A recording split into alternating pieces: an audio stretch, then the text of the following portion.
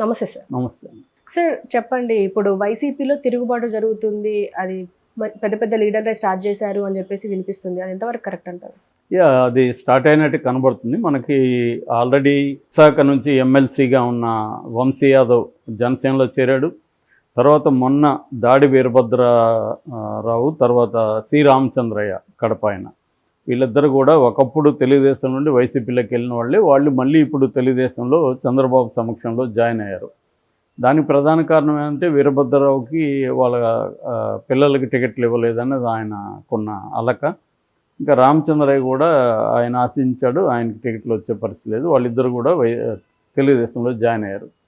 అయితే ఇప్పుడు కొత్తగా అయితే ఎవరు జాయిన్ కాలేదు, కానీ పూతలపట్టు ఎమ్మెల్యే బాబు, ఎంఎస్ బాబు, అతను గట్టిగానే మాట్లాడాడు. దళితుల పట్ల వివక్ష చూపిస్తున్నారు, నన్ను అసలు నా మీద నివేదికలు ఇవ్వడానికి వాళ్ళెవరు, నేను బాగాలేదంటే ఏం బాగాలేదు, నేను 100% వర్క్ చేశాను, ఇక్కడ నేనేం తప్పులు చేశానో చెప్పమంటే వాళ్ళు చెప్పట్లేదు అని ఆయన ఆవేదన వ్యక్తం చేశారు. రెండోది, అక్కడ ఉన్న పెద్దిరెడ్డి రామచంద్రారెడ్డి మీద కూడా ఇండైరెక్ట్గా ఈ పూతలపట్టు నియోజకవర్గాన్ని కంట్రోల్ చేసే వాళ్ళని మీరేం అనట్లేదు, నేను ఇక్కడ సిన్సియర్గా పనిచేస్తుంటే నన్ను తీసేశారు అని ఒక దళిత కార్డును కూడా ఆయన ఉపయోగించారు. అయితే మళ్ళీ నిన్న ఆయన ప్లేట్ ఫిరాయించి యూటర్న్ తీసుకొని నాకు ఓపిక ఉన్నంత వరకే కాదు, ఊపిరి ఉన్నంత వరకు కూడా వైసీపీలోనే ఉంటాను, నాకు జన్మనిచ్చిందే, రాజకీయ జన్మనిచ్చిందే జగన్మోహన్ రెడ్డి, ఇటు పెద్ది రామచంద్రారెడ్డి, నేను ఆవేదనతో ఒక తండ్రిని కొడుకు ఎలా ప్రశ్నిస్తాడో అలా ప్రశ్నించాను తప్ప దీన్ని వక్రీకరించాయి చాలా మీడియా హౌసెస్ అనేది ఆయన చెప్పారు. కాబట్టి ఆయన కూడా ఎక్కడికి వెళ్తున్నట్లేదు. అయితే ప్రధానంగా ఏంటంటే కాపు రామచంద్రారెడ్డి, రాయదుర్గం ఎమ్మెల్యే, ఆయన కాంగ్రెస్ నుంచి వైసీపీలోకి వచ్చాడు. ఆయన సీరియస్గా రియాక్ట్ అయ్యాడు. ఆయన చాలా తీవ్రంగానే విమర్శలు చేశారు. అసలు జగన్ పని విధానం సరిలేదు, నాది కాదు, నా పని విధానం సరిలేదని ఐపాక్ రిపోర్ట్ వాళ్ళేంది ఇచ్చేది, వాళ్ళు డబ్బులు ఇస్తే ఎవరికి అనుకూలంగా కావాలంటే వాళ్ళకి ఇచ్చేస్తారు ఐపాక్ బ్యాచ్, దాన్ని చూసి తీసేయడం ఏంటి, నన్ను నమ్మించి గొంతు కోశాడు, నేను ఇప్పుడు తిరుగుబాటు చేస్తున్నాను, నేను రాయదుర్గంలోనూ నా భార్య కళ్యాణదుర్గంలోనూ పోటీ చేస్తాము, మా సత్తా ఏమిటో చూపిస్తామని ఆయన ఓపెన్గానే ధిక్కార స్వరం వినిపించాడు. రెండోది, నేను జగన్ కలవడానికి వెళ్తే కూడా జగన్ కనీసం అపాయింట్మెంట్ లేదు, చెప్పుకోవడానికి కూడా కలవలేదు, సజ్జల రామకృష్ణారెడ్డి నీకు సీట్ లేదని చెప్పేశాడు. ఇది ఎక్కడ, ఇది ఒక పార్టీ అంటే కనీసం ఎమ్మెల్యేతో కూర్చొని మాట్లాడాలి కదా అనేది ఆయన తీవ్రమైన విమర్శలు చేశాడు. ఇప్పుడు కార్మిక శాఖ మంత్రిగా ఉన్న గుమ్మనూరు జయరామ్కి కూడా టికెట్ లేదని చెబుతున్నారు. ఇంకా అనౌన్స్ కాలేదు, బట్ చెబుతున్నారు. అంటే టికెట్ లేదంటే ఆయన ఆలూరు ఎమ్మెల్యేగా ఉన్నాడు, మినిస్టర్గా ఉన్నాడు, ఆయనకి మళ్ళీ అదే టికెట్ అడిగారు.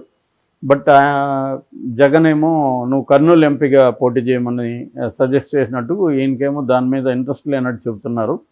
ఇంకోవైపు నర్సారావుపేట ఎంపీ లావు కృష్ణదేవరాయలు, రత్తయ్య వాళ్ళ అబ్బాయి, విజ్ఞాన్ రత్తయ్య ఉన్నాడు కదా వాళ్ళ అబ్బాయి, తను ఇప్పుడు నర్సారావుపేట నుంచి ఎంపీగా ఉన్నాడు, తనని గుంటూరు నుంచి పోటీ చేయమంటున్నారు చెప్తున్నారు. ఆయనకేమో నాకు ఇంట్రెస్ట్ లేదు, నాకు మళ్ళీ ఇక్కడే ఇస్తే నేను పోటీ చేస్తాను, కానీ గుంటూరు నుంచి నేను పోటీ చేసే పరిస్థితి లేదని ఆయన చెప్తున్నాడు. సో ఇలాంటి ఇంకా మనం చాలా వినబోతాం. ఇప్పటి వరకు 38 మందిని మాత్రమే అనౌన్స్ చేశారు, ఇంకా ఉన్నాయి కదా వరుసగా. సో ఇంకొక 34 మంది రోజు మనం ఇట్లాంటి ఏదో ఒక ధిక్కార స్వరం వింటూ వస్తాం. కాకపోతే ఇప్పుడు నేను ఇందాక వేరే వీడియోలో చెప్పినట్టుగా ఒక ప్రాబ్లం ఏంటంటే, వీళ్ళకి బయట వచ్చినాక ఆల్టర్నేటివ్ కాంగ్రెస్ ఒకటే ఉంది. రేపొద్దున మళ్ళీ కాంగ్రెస్ తెలుగుదేశంతో కలవదని కూడా గ్యారంటీ లేదు. ఎందుకంటే Chandrababu option A BJP, option B Congress, ఈ రెండు పెట్టుకొని కూర్చున్నాడు. అందుకనే ఒక పక్క బీజేపీ వాళ్ళతో మంతనాలు చేస్తున్నాడు, ఇంకొక పక్క కాంగ్రెస్ వాళ్ళతో కూడా మంతనాలు చేస్తున్నాడు. సో ఈ కాంటెక్స్ట్లో షర్మిల రావడం వల్ల ఒక ఉత్సాహం అయితే ఉంది వైసీపీ రెబల్స్లో, మనకు కనీసం ఒక ఆల్టర్నేటివ్ దొరికింది, ఆమె వెంట పోవచ్చు మన అన్న ఒక ఇది ఉంది. జగన్ మీద కూడా కోపం ఉంటుంది ఇప్పుడు, ఎందుకంటే వీళ్ళందరూ ఎవరికి వాళ్ళు నేను బాగా పనిచేయలేదని ఎవరు కూడా అనుకోరు కదా, నేను బ్రహ్మాండంగా పనిచేస్తాను, మళ్ళీ నేను గెలుస్తానని అనుకుంటారు. కానీ జగన్ ఇప్పుడు జగన్ ప్లేస్లో ఎవరున్నా కూడా గెలిచే వాళ్ళకి ఇవ్వాలనే జగన్ కూడా అనుకుంటాడు. ఆయన పైగా ఒక నివేదిక ఏమి తీసుకోలేదు, ఇటుపక్క ఐపాక్, తర్వాత నేషనల్ లెవెల్లో కొన్ని మీడియా హౌసులతో చేయించుకున్నాడు, ఒక పక్క ఇంటెలిజెన్స్ ఏజెన్సీతో చేయించుకున్నాడు, ఇంకొక చెవిరెడ్డి భాస్కర్ రెడ్డి టీం చేశారు. ఇలాగ 4 రకాల సర్వేలు తీసుకొని తనకు కూడా ఒక అండర్స్టాండింగ్ ఉంటుంది కాబట్టి దీన్ని బేస్ చేసుకొని ఆయన ఒక అసెస్మెంట్లో ఎవరు ఉంచాలి, ఎవరిని తీయాలి, ఎవరిని ఎక్కడికి షిఫ్ట్ చేయాలనేది చేస్తున్నాడు. ఇది ఒక ప్రయోగం అని చెప్పవచ్చు. ఆ ప్రయోగం సక్సెస్ అవ్వచ్చు, ఫెయిల్యూర్ అవ్వచ్చు. కానీ అతను ఒక పద్ధతి ఎంచుకొని వెళ్తున్నాడు. దానికి ఒక రకంగా తెలంగాణ ఎన్నికలు కూడా తన బలం చేకూరింది. యాక్చువల్గా తెలంగాణ ఎన్నికల ముందే జగన్ ఆ ప్లాన్ స్టార్ట్ చేశాడు. కాకపోతే తెలంగాణ ఎన్నికల్లో తన అభిప్రాయమే కరెక్ట్ అనేది ఇంకొకసారి అతనికి నిరూపితమైంది. ఎందుకంటే ఇక్కడ సిట్టింగుల మీద వ్యతిరేకత కూడా బీఆర్ఎస్ ఓడిపోవడానికి ఒక ప్రధాన కారణంగా పనిచేసింది. సో ఆ రకంగా చేస్తున్నప్పుడు ఖచ్చితంగా రెబల్స్ అవుతారు. అవన్నీ కూడా జగన్ ఊహించే దీనికి నిర్ణయాలకు వచ్చి ఉంటాడు.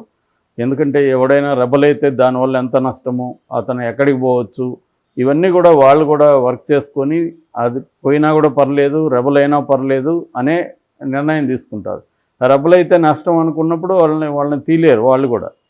ఇక్కడ ఏంటంటే జగన్ రాగద్వేషాలకు అతీతంగా ఆబ్జెక్టివ్గా గెలుపు అనేది క్రైటీరియా. ఎందుకంటే ఇవాళ టఫ్గా ఉంది పరిస్థితి.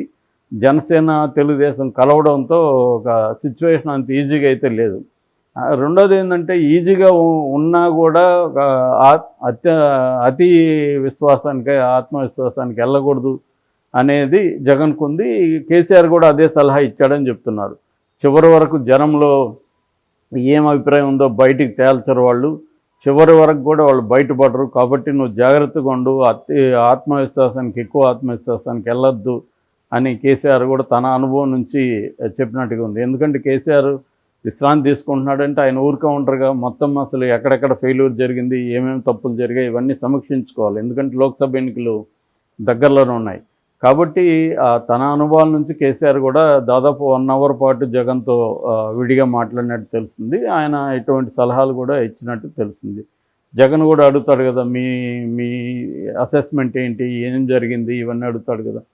సో ఈ కాంటెక్స్లో జగన్ నిర్ణయాలు తీసుకుంటున్నాడు. దీనివల్ల ఖచ్చితంగా రెబల్స్ అయితే పెరుగుతారు. ఇటు తెలుగుదేశం మీడియా ఏంటంటే దాన్ని ఇంకొంత ఓవర్ బ్లోప్ చేస్తుంది. పెద్ద ఎత్తున తిరుగుబాట్లు వస్తున్నాయని. ఇప్పటివరకైతే ఒక వంశీ యాదవ్ వెళ్ళాడు, ఈ రామచంద్రయ్య, దాడి వీరభద్రరావు చేరారు. ఈయన కాపు రామచంద్రారెడ్డి మాత్రమే ఇప్పటివరకు ఈ 38 మందిలో. మిగతా వాళ్ళంతా కూడా కొంత ఇనిషియల్గా ఆగ్రహం వెళ్ళబుచ్చినా మళ్ళీ సర్దుకున్నారు. మనకి వేరే మార్గం లేదురా బాబు అన్నట్టుగా సర్దుకున్నారు. అంటే జగన్ ఓడిపోతాడని కానీ 100% నమ్మితే మాత్రం పెద్ద ఎత్తున వలసలు వస్తాయి. జగన్ ఓడిపోతాడా లేదా అనేది క్లారిటీ లేనప్పుడు అంత పెద్ద వలసలు కూడా వచ్చే అవకాశం లేదు. ఒకవేళ వలసలు ఇంకా పెరగాలంటే ఈమె షర్మిల ఏం చేయబోతుంది ఆంధ్రప్రదేశ్ ఎన్నికల్లో, ఆమెకి రెస్పాన్స్ ఎలా ఉండబోతుంది, అట్లాగే తెలుగుదేశం జనసేన కూటమికి సంబంధించిన సీట్ల అనౌన్స్మెంటు ఇవన్నీ అయినాక అప్పుడు వలసలు మనం చూడొచ్చు. షర్మిల కాంగ్రెస్లో చేరడాన్ని వ్యతిరేకిస్తూ కేఏపాల్ మాట్లాడారు. నేను వాళ్ళ ఫాదర్ ఆత్మతో మాట్లాడాను, చూశాను, వాళ్ళు అసంతృప్తిగా ఉండేవారు, ఒకవేళ బతుకున్నా ఆమెను చేరనిచ్చేవారు కాదు అని అన్నారు. ఆ కమెంట్ పై మీరేమంటారు? నేను దాంతో ఒక రకంగా ఏకీభవిస్తానండి. ఎందుకంటే ఆయన ఆత్మతో మాట్లాడలేదు తెలియదు, కానీ అదొక మనం దాని ఏమంటారు, ఒక సింబాలిక్ చేస్తారుగా మనం అనుకోవచ్చు. ఏదేమైనా ఆయన చెప్పదలుచుకుంది ఏంటంటే, ఇది నేను 200 కంట్రీలో ఎక్కడ ఇంత దరిద్రమైన పాలిటిక్స్ చూడలేదు. అంటే వైఎస్ రాజశేఖర రెడ్డిని దొంగ అని ఎఫ్ఐఆర్లో చేర్చిన పార్టీ కాంగ్రెస్. ఆయన బతుకున్నప్పుడు ఆయన్ని వేధించింది, ఆయన చనిపోయినాక ఆయన దొంగ చేసింది, ఆయన కొడుకుని జైల్లో పెట్టింది. అటువంటి కాంగ్రెస్ పార్టీలోకి ఈ షర్మిల, ఆ వైఎస్ రాజశేఖర రెడ్డి కూతురు ఎలా జాయిన్ అవుతుంది అనేది ఆయన ప్రశ్నించారు. ఖచ్చితంగా ఆయన ఉంటే బాధపడేవాడే అని ఆయన అన్నాడు. అది వాస్తవమే. ఆయన ఉంటే ఇప్పుడు కొడుకుని జైల్లో పెట్టించిన పార్టీ, తనను దొంగగా ఎఫ్ఐఆర్లో పెట్టిన పార్టీలకి కూతురుని పంపిస్తాడా ఆయన? కూతురు పోతే ప్రోత్సహిస్తాడా? ఈమె రివర్సల్ ఏం చెప్తుందంటే, మా నాన్నకి చివరి కళ రాహుల్ గాంధీని చేయడం అని. కానీ కొడుక రాహుల్ అన్నప్పుడు ఆయన ఎవరి వైపు ఉంటారు? కొడుకు వైపు ఉంటారు. రెండోది, తనకేమన్నా గౌరవం ఇచ్చిందా కాంగ్రెస్ పార్టీ? తనను ఓన్ చేసుకునిందా? ఓన్ చేసుకోలేదు. ఇప్పుడు వాళ్ళకి అవసరం కాబట్టి మళ్ళీ మా రాజశేఖర రెడ్డి మా వారసుడు అంటున్నారు. కాబట్టి ఆయన చెప్పిన దాంట్లో వాస్తవం ఉంది.